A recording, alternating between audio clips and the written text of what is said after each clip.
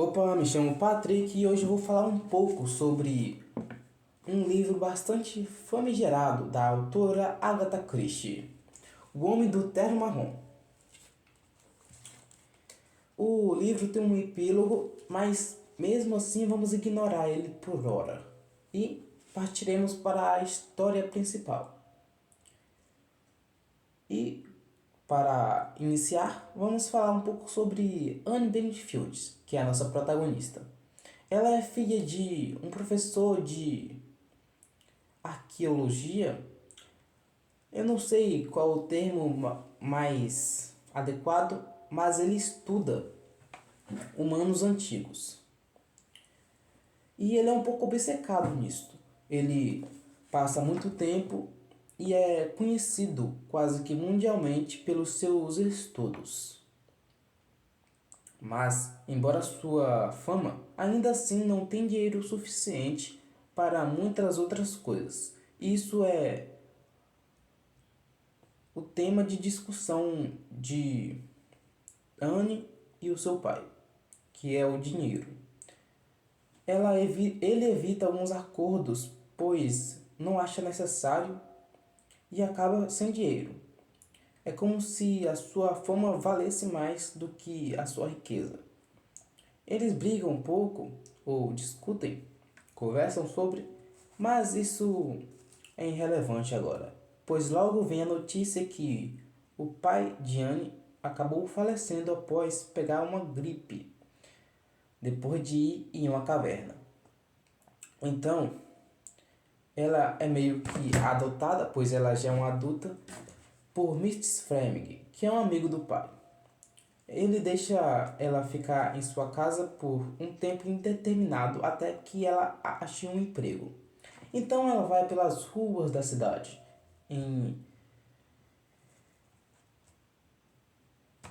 à procura de um emprego. Mas quando ela está voltando da procura, que falhou, ela não achou nenhum emprego, mas quando ela estava voltando, ela passou pelos metrôs para retornar ao lar, ao novo lar. Então, ela presencia uma cena bastante estranha. Tem uma pessoa perto dos trilhos do metrô. Ele está olhando para os trilhos, um pouco ansioso. Então, ele abruptamente olha para trás. Ele olha na direção de Anne e dá 2 passos para trás. O trem, na hora que ele cai, passa por cima dele, matando-o. Anne fica um pouco surpresa de ver isto, pois por um curto período ela viu 2 pessoas morrerem, o seu pai e agora uma pessoa aleatória que se assustou com ela. Essa é a questão que ela fazia. Por que ele deu os passos para trás? Depois da cena aconteceu, o trem parou e pegaram o corpo do jovem dos trilhos. Com isto, um médico apareceu na multidão e foi vistoriar o corpo. Ele mexeu um pouco e disse: está morto. Aí depois foi embora. Anne fitou ele e viu cair de seus bolsos um papel. Então ela pegou o papelzinho e foi em direção a ele, mas ela não conseguiu alcançar e, portanto, não conseguiu entregar o seu item.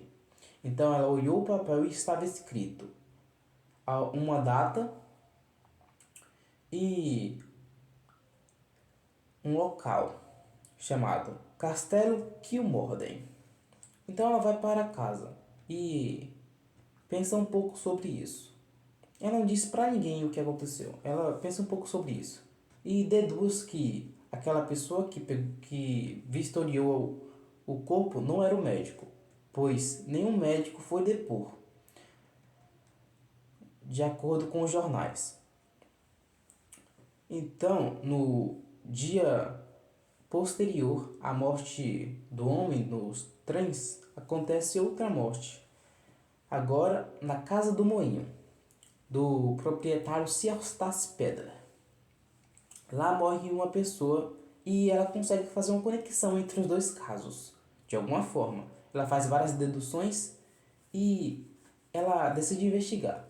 Ela vai até a casa do moinho e, como a casa do moinho estava sendo alugada, ela vai lá ver se tem alguma pista. Claro que a polícia já foi vistoriar tudo lá, mas ela vai mesmo assim para ver se a polícia deixou algo para trás, para ver se deixou alguns resquícios da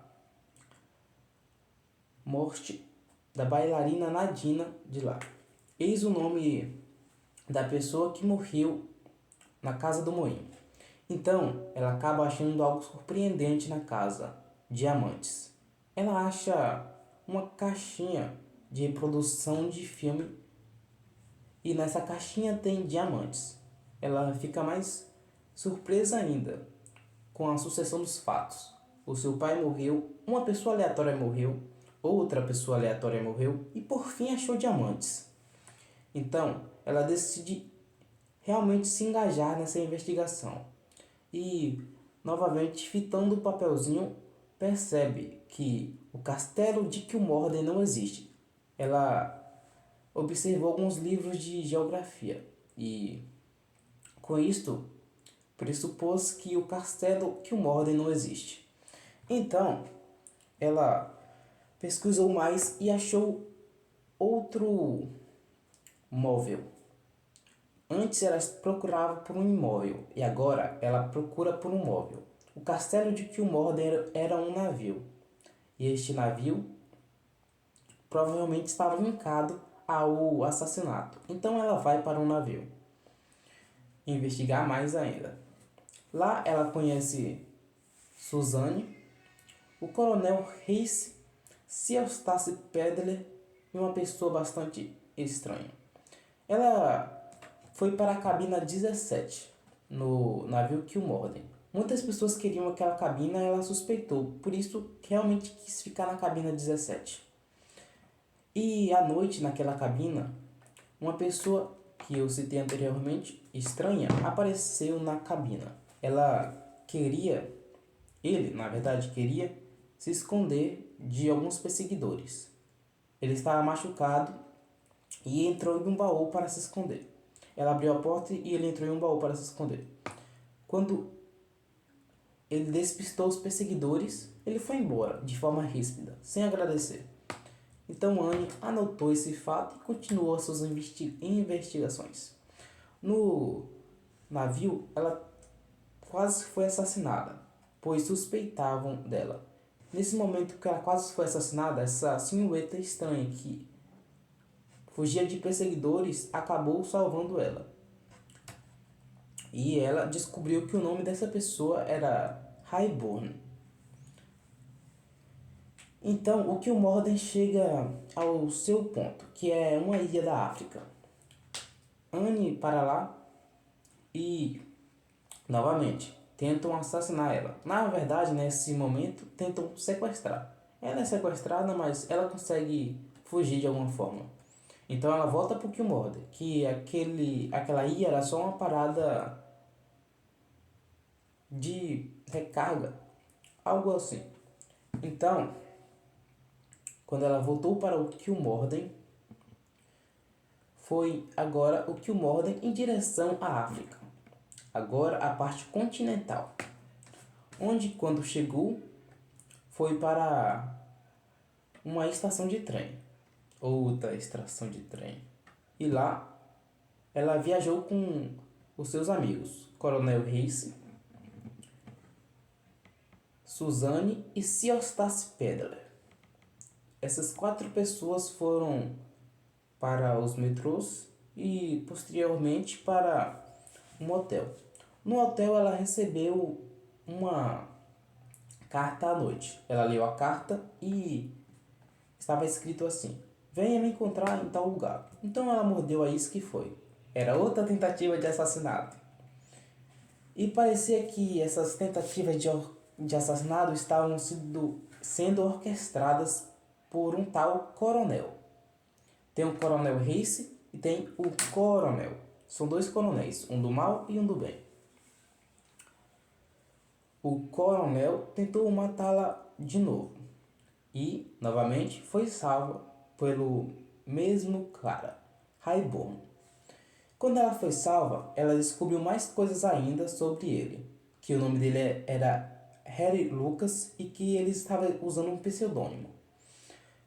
Também descobriu todos os mistérios acerca do caso. A pessoa que morreu nos trios se chamava Carton. A pessoa que morreu na casa do moinho se chamava Nadina. E essas duas pessoas que morreram eram casados. Eis a conexão. Quando percebeu sua conexão, foi mais a fundo. O diamante que ela achou na casa do moinho pertencia a Nadina. O coronel que estava tentando matar Anne também estava tentando matar Nadina pelos diamantes. Então, ele conseguiu fazer isso e logo Anne pegou os diamantes. O coronel não conseguiu os diamantes e por isso agora estava à busca de Anne. Na verdade, eu disse certo. O coronel não conseguiu os diamantes e Anne agora está com os diamantes e o coronel quer os diamantes. Por isso todas essas tentativas de assassinato. Então, ela esconde os diamantes em uma caixinha. Na verdade, um animal de madeira. Ela coloca no interior a caixinha que estava os diamantes no animalzinho de madeira e manda para o coronel. Às vezes, a melhor estratégia para esconder-se de algo é enfrentar esse algo. Ela colocou bem na cara do coronel os diamantes e ficou escondido porque era muito óbvio. E ela logo descobriu que o coronel se chamava Ciostácio Pedra, o seu amigo.